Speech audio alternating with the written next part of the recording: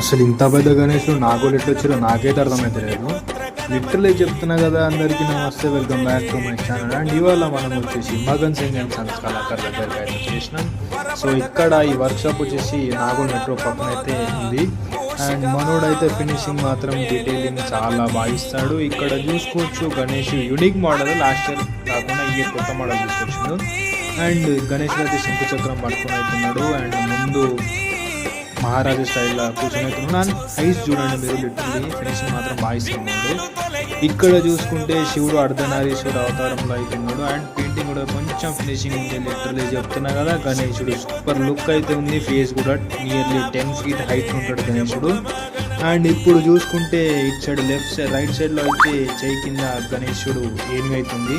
సుబ్రహ్మణ్య స్వామి కూడా ఉన్నాడు. చూసుకోండి ఎంత లుక్ బాగుందో. వెనకాల కూడా మోడల్స్ అయితే కలరింగ్ అవుతున్నాయి.